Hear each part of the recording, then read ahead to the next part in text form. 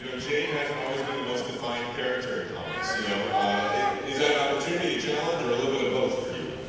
Well, it was really an exciting opportunity to get to play Jane, who is a well-loved character, but also one that Ken was really open to finding new colors, and it was really exciting to get to play a scientist on screen, which I think is rare to see women doing without, you know, this sort of like sexy cleavage glasses kind of thing, to be more kind of a real frazzled, down in the earth, grounded kind of woman.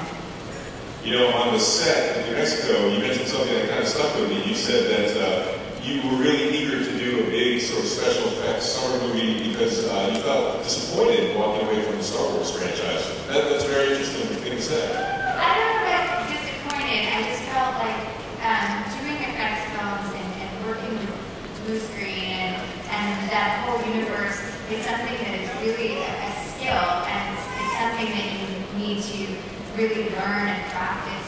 I think, you know, acting schools were created today, that would be a big technique that you can learn. And getting to experience that with Ken's guidance, who's the master of attacking the text and character from every angle, was a really new opportunity, a new way to approach blue screen acting. It was an exciting challenge to go out again. That's great. And then, Kat, welcome. Welcome. How are you?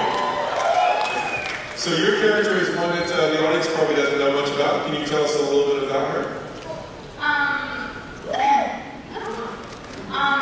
Darcy, I guess, is a new creation. She's not on the comic book since I'm on, but she's in like episode 900 or something. But she's a new creation, and she's sort of Jane Foster's like little helper gnome who kind of is, what would you call it? Helper, sidekick, little sister-y type of person. Yeah. Who doesn't know how to do anything. I don't know. What do you... No one cares about no booze whatsoever. We love you, too! That's all I got.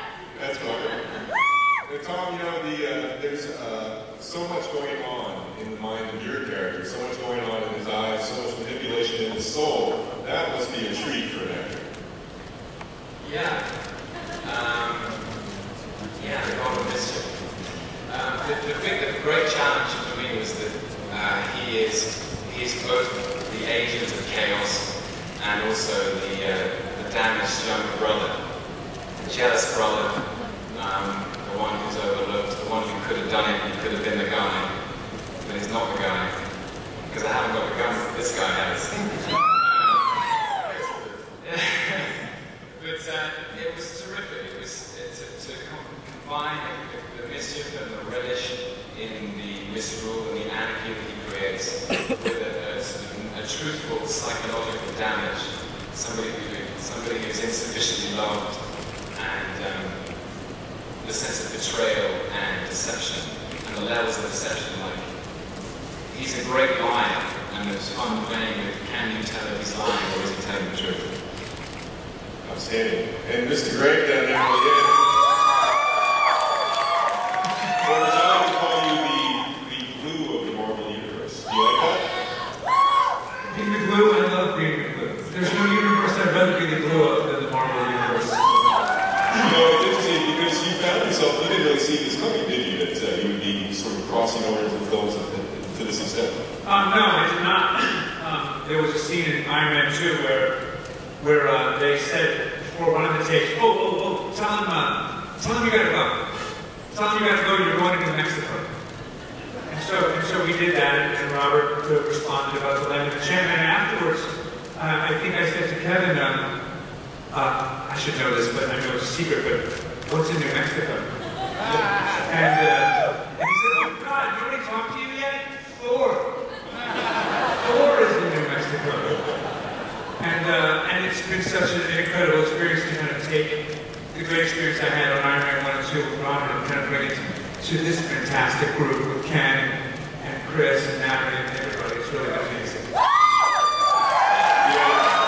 And with, you have a dusty sort of opera-esque desert town setting, and then of course you have Asgard, and it's all its majesty, splendor, and rainbow bridge. That's an interesting thing to make a film that goes to two such different worlds, but you don't look at that as a challenge. You as much as opportunity.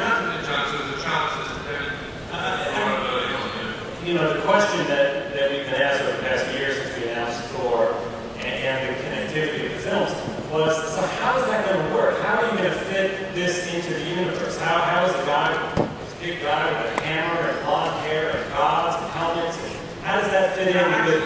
I mean, I don't know whether it would actually, it would maybe even make some sense to like